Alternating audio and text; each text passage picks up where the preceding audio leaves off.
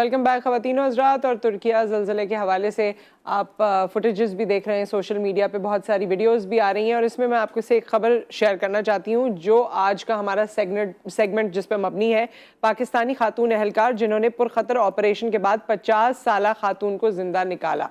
अब ये पाकिस्तानी खातून जिनका जिक्र हो रहा है वो इस वक्त हमारी मेहमान भी हैं और मैं उनके बारे में आपको बताऊँ कि दीबा शहनाज अख्तर पाकिस्तान रेस्क्यू टीम अक़वाम मुत्तहिदा की INSARAG certified urban search and rescue team की वाहिद खातून मेंबर हैं जिन्होंने इस रेस्क्यू 1122 को 2006 में ज्वाइन किया था। आपको खुशामदीद कहते हैं। अस्सलाम वालेकुम दीबा। वालेकुम अस्सलाम, थैंक यू वेरी मच। अस्सलाम वालेकुम पाकिस्तान।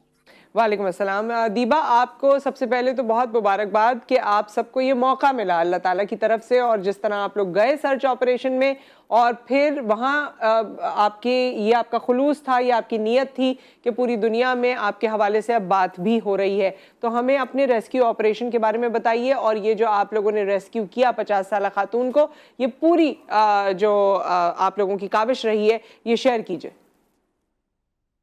सबसे पहले तो तुर्किया में ये जो सानिया हुआ है उसमें हमारे दिल उसी तरह से धड़कते हैं और हम तुर्किया के बहन भाइयों की मदद के लिए गए। यहाँ से हुकूमत पाकिस्तान का बहुत जबरदस्त ये एक डिसीजन था कि उन्होंने हमारी टीम को भेजा, क्योंकि ये इंटरनेशनली सर्टिफाइड थी और बाकी लोगों के साथ मिलके इंटरनेशनल रिस्पांस के लिए उसी तरह से कर सकती थी। और फिर वहां पे जब हम 7 तारीख की शाम को पहुंचे तो बहुत सी बिल्डिंग्स तबाह थी, लेकिन जो चीज देखने में आई थी वो ये कि हर बंदा ये एक्सपेक्ट कर रहा था कि यहाँ से आवाजें आ रही हैं, यहाँ पे हमारा कोई अपना प्यारा है, यहाँ कि आप सर्च करें। तो हमारे पास जो सर्च लोकेटर था, लाइव लोकेटर, उसको लगा के जब देखते थे अगर जिंदगी की कोई रमक, कोई सांस हो तो उसमें डिटेक्ट हो जाती थी।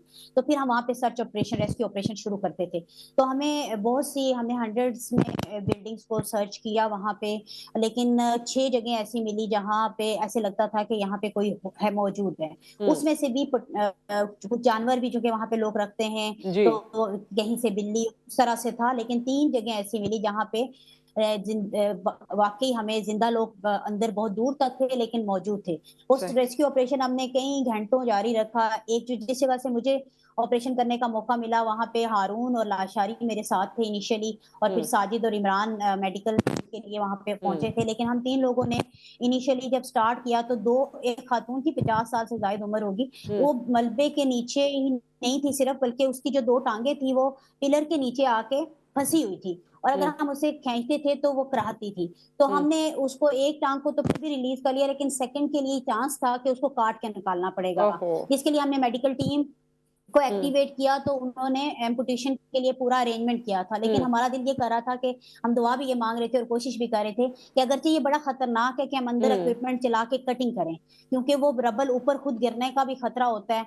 तो फिर लेकिन हमने कहा कि नहीं, कोशिश करते हैं, मैक्सिमम रिस्क ले लेते हैं। तो बहुत सी दुआएं भी पड़ रही थी कि मैं ऑनेस्टली स्पीकिंग के मुझे अपने में, चूंकि क्रू को लीड कर रही थी, तो मुझे ये था कि मेरे जो 2 लोग हैं जिनको मैं गाइड कर रही हूँ, अब पिलर सिरक के वापस उसके ऊपर आ रहा है, तो ये बेहतर है कि अल्लाह करे कि हम सेफली कर पाए और अल्लाह ताला हम तीनों की विक्टिम समेत हम बाकी लोगों की भी जान बच सके। और हमने कहा एम्पुटेशन की टीम तो बाइट तैयार है, हमें सिग्नल भी आ रहा है, डॉक्टर्स हमारे भी मौजूद हैं, लेकिन हमने इक्विपमेंट फिर भी मंगवा लिया और अंदर ही इक्विपमेंट चला के कटिंग की। और हमें ये आइडिया भी नहीं हो रहा था कि उसके नीचे हॉलो और तीनों नीचे जाके गिर जाएं। लेकिन फिर वो खैर अल्लाह का शुक्र है कि सेफली हमने उस खातून को इवैक्यूएट किया, एक्सट्रिकेट किया वहां से। और उसके साथ साथ एक यही जगह नहीं थी, बल्कि पहली रात को जो ऑपरेशन मिला हमारे स्क्वाड लीडर फरहान मिर्जा के सुपरविजन में, वहां से एक निकला, एक फिर एक और जगह से मियां बीवी 2 वो जिंदा निकले, और एक जगह से 3 लोग जिंदा निकाले 82 घंटों के बाद। ये हमारी जितनी भी टीम थी मुख्तलिफ लोकेशंस पे डिप्यूट थी, और कहीं आवर्स 2-2 दिन भी ऑपरेशन चलता रहा। असल में इस इंटरनेशनल टीम का जो एक्चुअल एक्सपर्टी होती है वो डेड बॉडी रिकवर करना नहीं होती, वो सबसे बड़ी बात होती है कि अगर किसी की जिंदगी है तो वहां तक एक्सेस करके उसको उस हालत में निकालें कि उसका जिंदगी में मतलब वो मफलूज या माजूर ना हो सके। तो अल्हम्दुलिल्लाह हमें अदियामान में हमें शुरू में ऑपरेशन करने का मौका मिला, इतने दिन वीक लॉन्ग।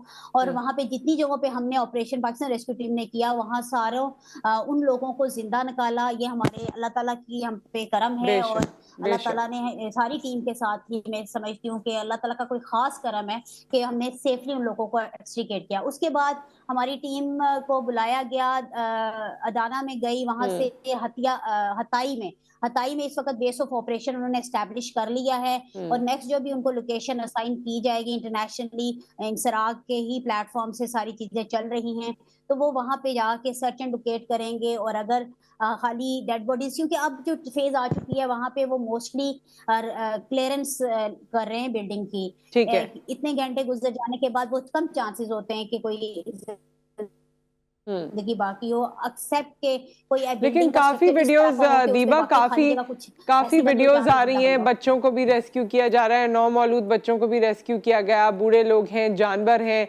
जिनको रेस्क्यू किया जा रहा है।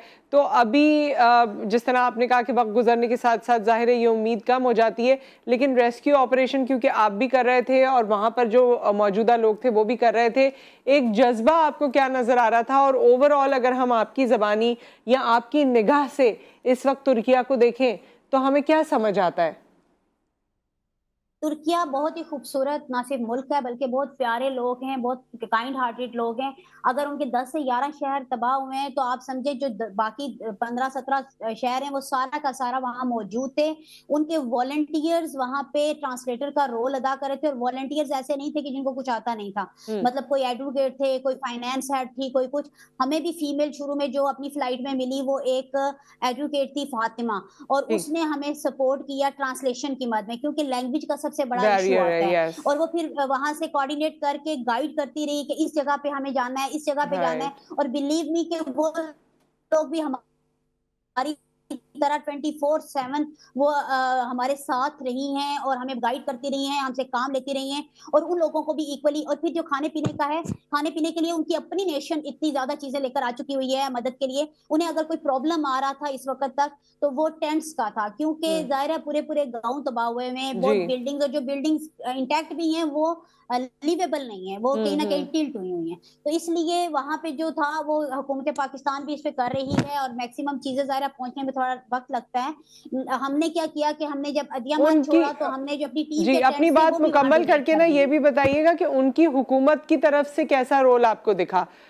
तुर्किया की जो अपनी हुकूमत है उनकी तरफ से क्या आपको रोल दिखा, या क्या उनकी तरफ से आपको एक नियत होती है या एक हेल्प होती है, या ओवरऑल जो लाया अमल होता है वो आपको क्या नजर आया?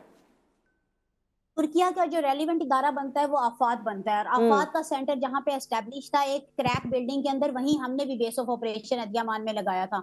और उन्होंने हमें सपोर्ट किया कोऑर्डिनेट करने में, उन्होंने वॉलंटियर हमारे साथ अटैच किया। इस वक्त भी हताई में जो हमारी टीम भेजी है उनके साथ भी एक वॉलंटियर को उन्होंने अटैच किया जिसको इंग्लिश बोलनी थोड़ी बहुत आती है, ताकि वो कम्युनिकेट कर सके। तो एज फार एज उनकी हुकूमत का, लेकिन आपको पता है कि इतने बड़े सामने में जो होता है वो जब तक हर बंदा अपना रोल प्ले नहीं करता तब तक ऑर्गेनाइज नहीं होती हैं चीजें।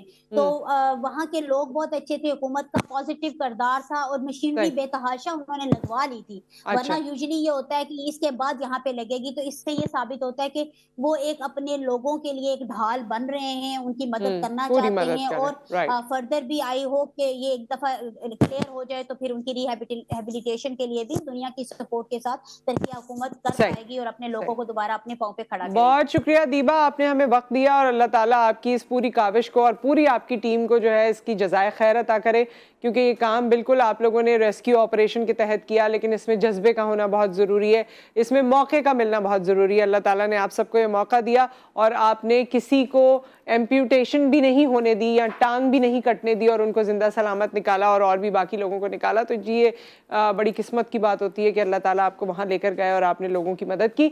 यहाँ पर एक ब्रेक आ गया, ब्रेक के बाद जब हम वापस आते हैं तो हमारा बड़ा ही अमेजिंग टॉपिक है जो कि हाउस वाइफ से रिलेटेड है या ख़वातीन से ओवरऑल रिलेटेड है। सिर्फ हाउस वाइफ से नहीं, ख़वातीन से ओवरऑल रिलेटेड है। उनके जो हमेशा की बातें होती हैं और उसमें बहुत सारी कंप्लेन्स भी होती हैं, तो वो कंप्लेन्स में से एक कंप्लेन हमने पिक की है, उस पर हम बात करेंगे, आपने उस पर कॉमेंट करना है। एक ब्रेक, उसके बाद हम हाजिर होते हैं।